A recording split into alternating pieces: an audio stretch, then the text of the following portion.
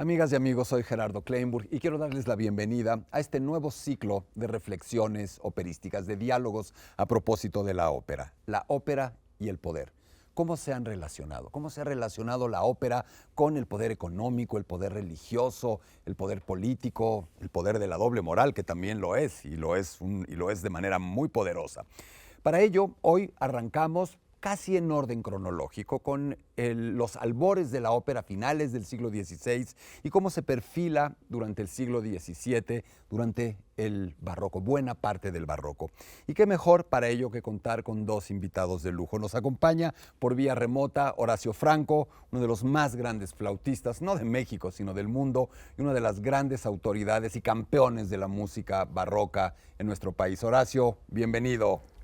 Qué gusto estar aquí Gracias por en TV acompañarnos. UNAM contigo. Con Tenemos ustedes. también a Gracias. Eunice Padilla, una espléndida clavecinista, profesora de la Facultad de Música y directora de la Academia de Música Antigua aquí, de la UNAM. Bienvenida, Eunice. Muchas gracias y qué gusto estar aquí con ustedes. Y empecemos, querido Horacio.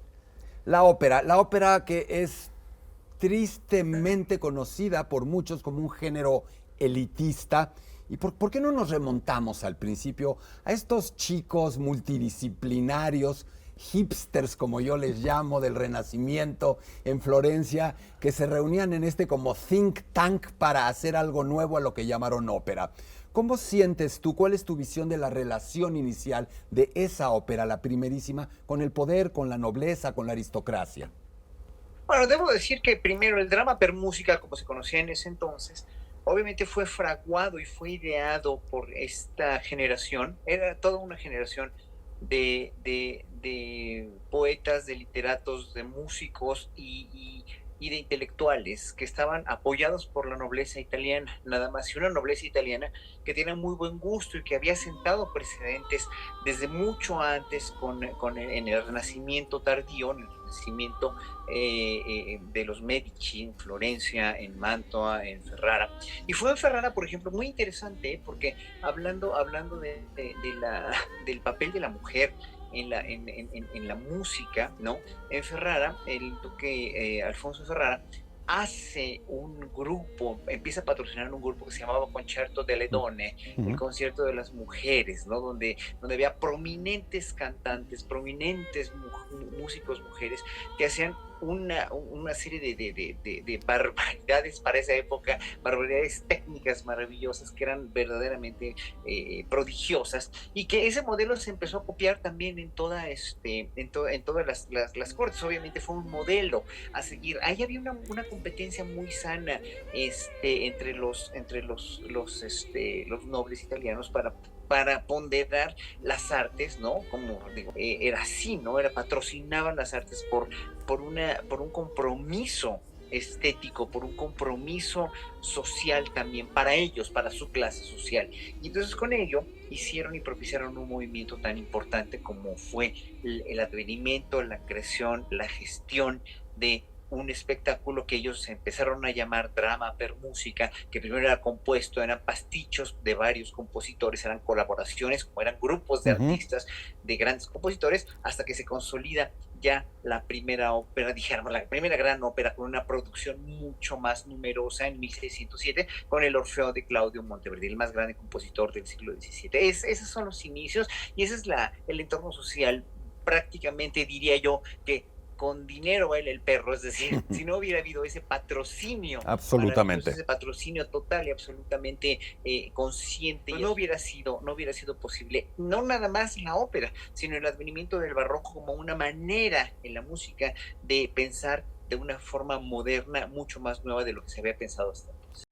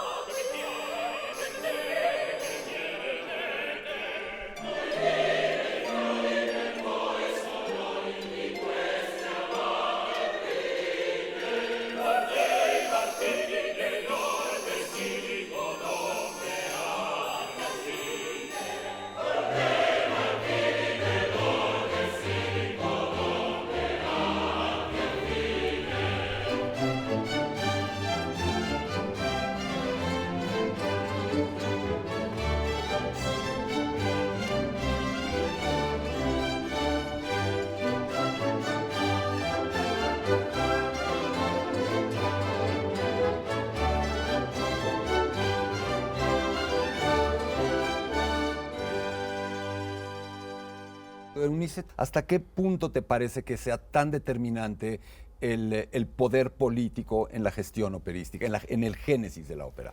Mira, hay un aspecto muy, muy importante que es la reacción de la que surge justamente la creación de este drama per música, fábula in música o la ópera, como se le llamó después. Y es que venimos de un momento en el Renacimiento en donde teníamos una abundancia de voces, ¿no?, que cantaban cosas complejísimas a muchísimas voces y el texto estaba en un término en donde ya no se entendía nada. Era un exceso de complejidad y esta reacción que tiene la camerata florentina en la que se busca regresar a unos ideales estéticos muy particulares en donde tenemos que entender el texto y que tenemos que conocer lo que se estaba diciendo. Entonces de ahí surge esta idea de hacer una música más simple en donde haya una voz que se entienda y que se acompañe de la manera más simple posible, ¿no? Entonces tenemos esta monodia que es la que vamos a tener, que va a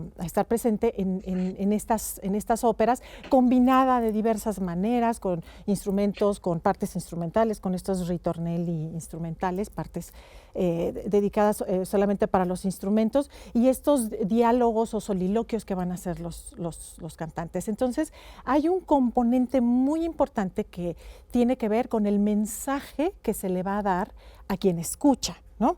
Y entonces estos nobles aprovecharon esta oportunidad pues para que por medio de esta música, de esta nueva música, se entendiera el mensaje y lo importante es qué mensaje voy a dar. Por ejemplo, en el caso de Monteverdi, que ya mencionó Horacio, que tenemos varias obras de Monteverdi. La primera, en este caso, es el famosísimo y maravilloso Orfeo, en donde nos va a presentar un personaje que tiene prácticamente poderes míticos, es casi una deidad, y eso tiene una relación muy directa con quien está en el poder. Estaban haciendo una equiparación, estaban poniéndolos como uno a uno, y esto va a cambiar. Esto fue en un inicio, pero posteriormente en lugares, cuando Monteverdi va a Venecia, por ejemplo, y tenemos la representación de Ulises, del retorno de Ulises in Patria, por ejemplo,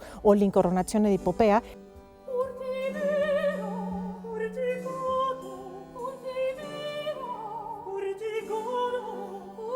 Aquí ya cambia la cuestión y vamos a tener que la representación de quien canta va a tener distintos significados y ya no van a ser estas deidades míticas, sino ya van a ser personajes más humanos con los que pues quien escucha se puede relacionar o puede entender, y va a haber un mensaje muy interesante que se dice a través de la ópera, a través del compositor y a través de quien escribe lo que se dice. Horacio, un pequeño giro. Estábamos hablando de la ópera dentro de un ámbito doméstico, de alta alcurnia, pero doméstico. Y hacia 1637, parece que es la fecha emblemática, Teatro San Cassiano en Venecia, aquello se vuelve público. Y al volverse público empieza lo que no puede describirse de otro modo que no es como la comercialización de este género nuevo. El poder económico detecta que ahí hay un negocio, y siempre hablo del teatro, del inicio del teatro como una tienda. Es una tienda para vender ópera, con un mercado, con un consumidor, con productores. ¿De qué manera sientes tú que el poder económico, a través de la comercialización de la ópera en el teatro, empieza a incidir directamente en la música y en la evolución de la música operística?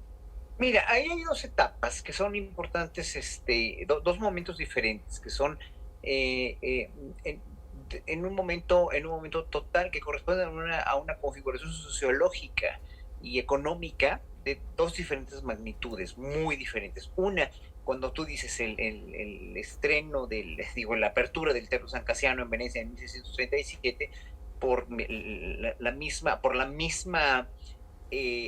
mismo mundo de Monteverdi, dijéramos, la misma sociedad monteverdiana, que de Mantua se traslada a Venecia y que abre las posibilidades y expectativas de una representación de ópera, como bien lo dijo Eunice, ¿no? Ya mucho más dirigida a un público, con personajes ya más humanos. Eso dio también origen, después lo hablaremos seguramente, a la ópera bufa también, ya a la ópera más popular y a toda las corrientes de ópera seria, ópera bufa del siglo XVIII.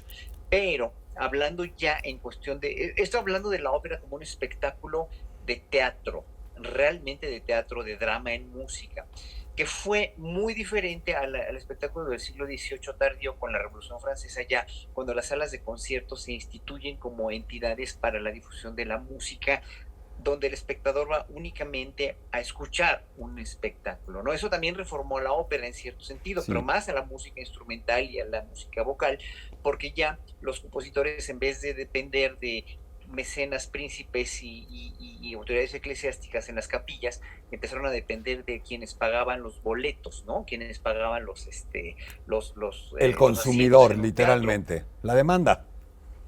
Exactamente, es la ley de oferta y la demanda, que se establece más con la Revolución Industrial y con la post-Revolución Francesa.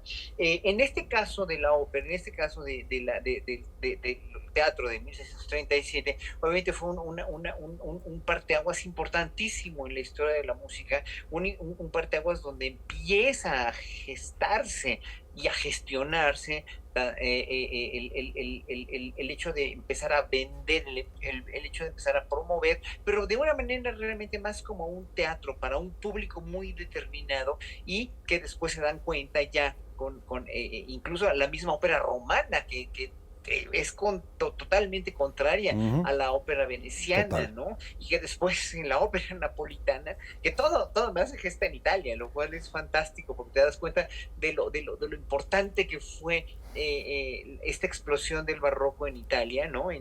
Hacia el 1600, donde ya finalmente en Nápoles se piran de otra manera y empiezan a hacer otro tipo de obra total y absolutamente mucho más popular y mucho más humana y mucho más cercana a la gente, ¿no? Entonces, y obviamente ahí es donde ves como más que una cuestión de oferta y demanda o económica ya en esa época, es más bien una cuestión de necesidades de expresión, de expresión estética y de expresión teatral para gente que en verdad iba ya no nada más a la corte como invitada privada, sino como invitados públicos. Es muy importante eso, ¿eh? En verdad hay una explosión impresionante social, ¿no? Por eso es sociológica realmente de un espectáculo, que después se volvió un espectáculo obviamente muy diferente cuando se empiezan a insertar los ballets y los interludios en las óperas ya un poquito después, y que finalmente se vuelve un espectáculo como un circo, ¿no? Lo cual es fantástico también, porque mucha gente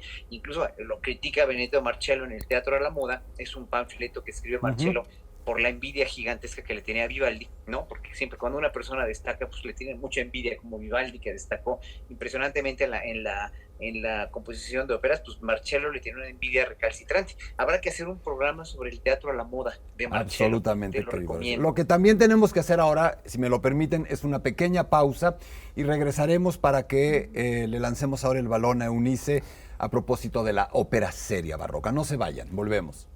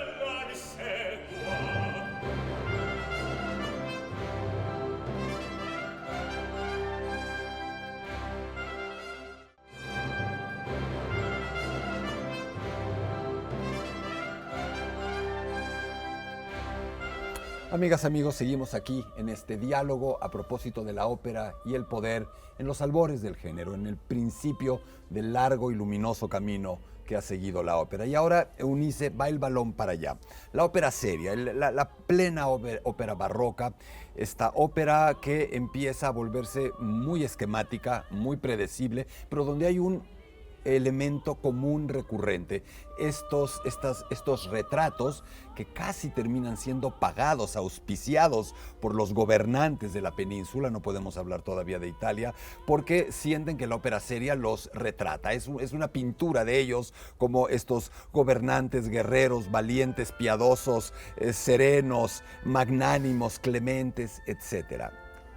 ¿Qué comentarías? ¿Cómo el poder político a través de esa búsqueda del autoelogio o del elogio incide en el género? Bueno, aquí hay un elemento muy importante que es la gran importancia que empiezan a tomar los libretos, por un lado, y por el otro, esta comisión que se le hace al compositor para escribir una ópera basada en cierto libreto muy específico en el que puede tener los temas más diversos empiezan a surgir, pero a través de estos libretos y de estos temas podemos, como tú dijiste, enmarcar, resaltar a los gobernantes de diversas maneras.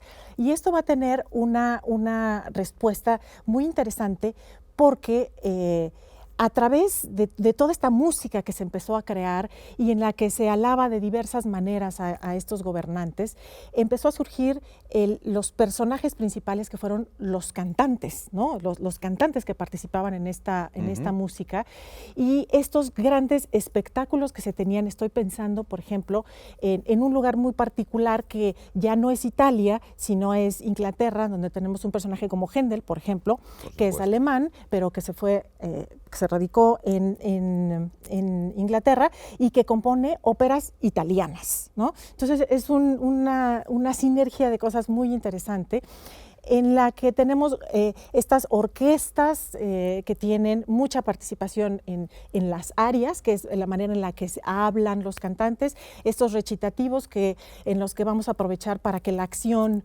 camine, para decir cosas rápidamente, y la importancia que van a tener los cantantes va a llegar a proporciones estratosféricas en las que quienes mandan van a ser los cantantes. Entonces, por un lado, empieza, por mucho que los gobernantes los quieran ensalzar y que sean muy importantes, a través de esa música, muchas veces increíblemente difícil y maravillosa, a través de la música, quien va a brillar, pues es el personaje.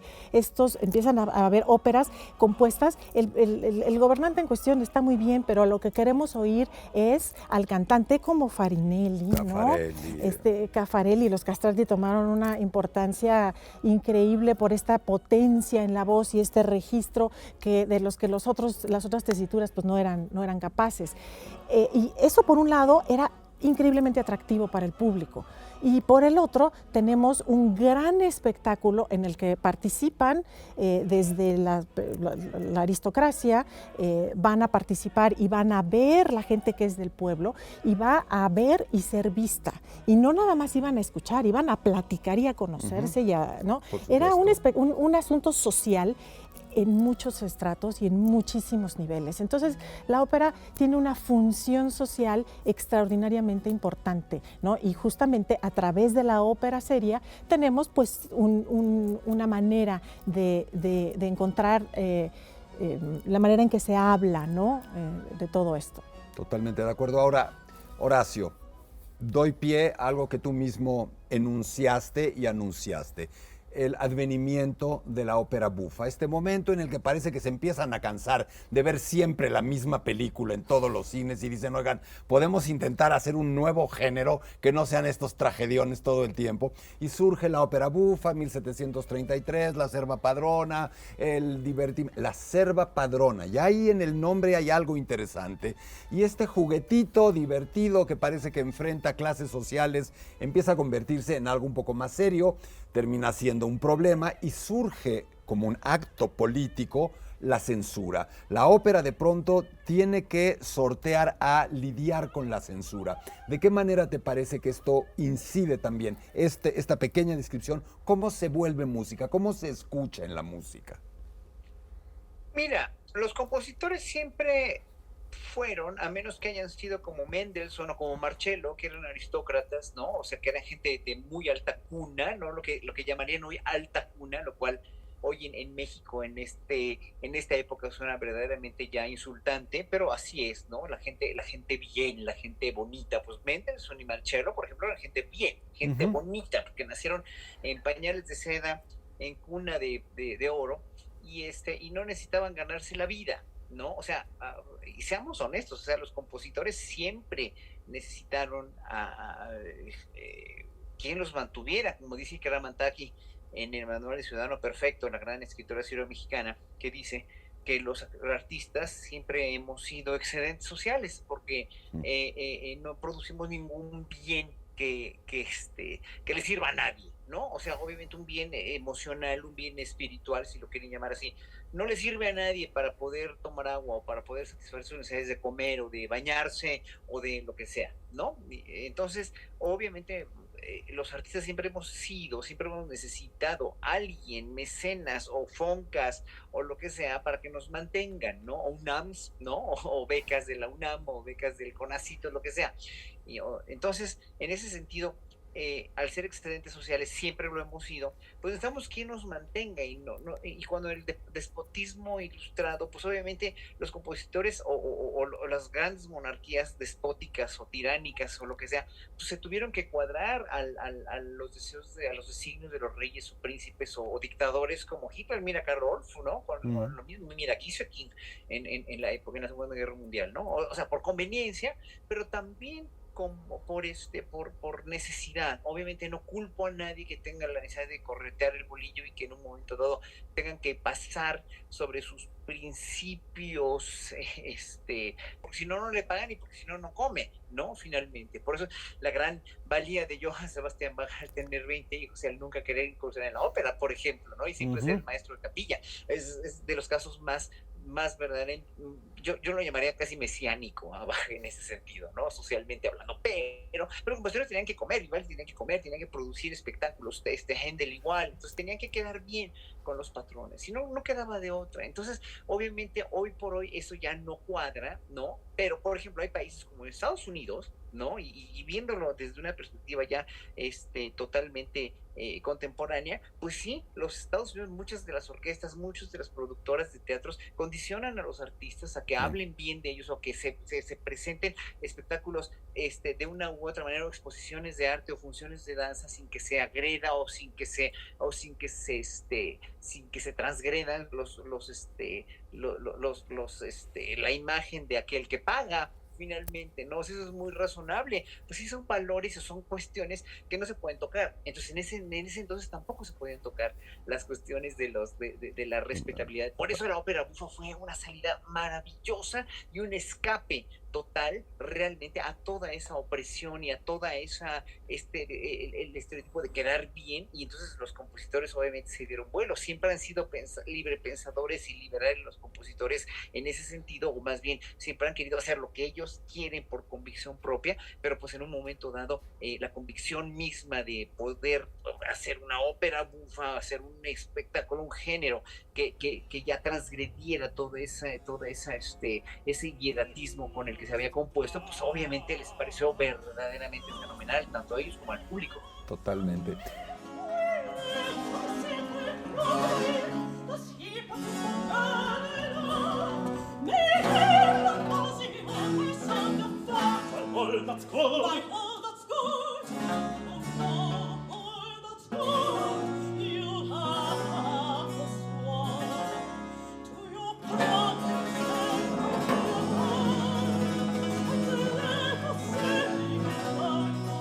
Entramos a es un programa, es un diálogo breve, entramos a la recta final y Eunice, te pido, creo que con esta reflexión terminaremos nuestro diálogo. Vamos a jalar un poquito más el hilo, vamos a este final del 18, vamos a hablar de Mozart, de la llegada de Mozart, que de alguna manera es creado dentro de la ópera seria, pero que trasciende esto, que es además un individuo que en algún sentido es uno de los primeros o más famosos, primeros freelancers, trabajadores autónomos.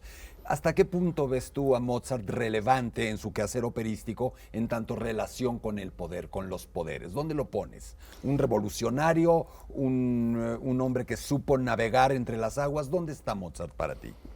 Yo creo que es una personalidad importantísima que pudo navegar en todas las aguas. Yo creo que está en todos los ámbitos, pudo trabajar en todos los ámbitos con una gran creatividad y una gran imaginación en un lenguaje musical que era atractivo para mucha gente, atractivo para todas las clases. Un paréntesis que puedo hacer retomando lo que estaban diciendo de la ópera bufa, es que podemos pensar en este universo operístico en donde tenemos distintas óperas sucediendo al mismo tiempo, dirigidas a distintos personajes, a distintos estratos sociales, y en las que, por ejemplo, la ópera bufa toma momentos en donde no estamos hablándole, no son grandes orquestas ni muchos personajes, son muy pocos en lengua vernácula, es muy directo con las personas del pueblo. Entonces, Mozart lo que hace es que puede componer óperas, ¿no?, tanto bufas como serias, con personajes que apelan desde el personaje que tiene menos importancia social, por ejemplo, hasta el aristócrata más grande. Y en una misma ópera puede decir, en media hora, en una hora que puede durar el espectáculo, puede decirle a una persona una serie de alabanzas y más adelante, de una manera muy velada, puede decirle todo lo contrario y puede rebelarse ante esto que se está diciendo. Entonces yo en Mozart veo a este personaje que también elige unos libretos que también equilibran estas fuerzas que se empiezan a dar entre la aristocracia, la burguesía que tiene ahora un poder, y entonces le habla a todos. Y por eso creo que la importancia y la trascendencia de Mozart pues nos apela, nos llama, nos conmueve a todos de alguna manera.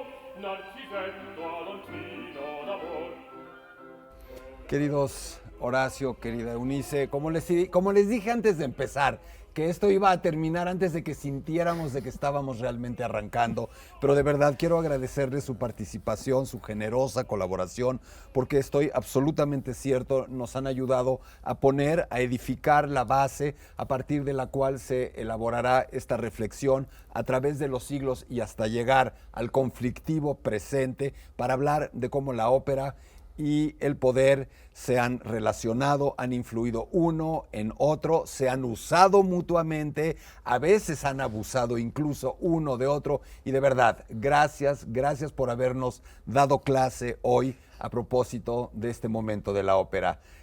Un saludo cariñoso para allá, Horacio, un saludo también para ti, Eunice, y amigas, amigos, gracias por habernos acompañado el día de hoy. Nos vemos pronto en la segunda emisión de La Ópera y el Poder. Hasta pronto.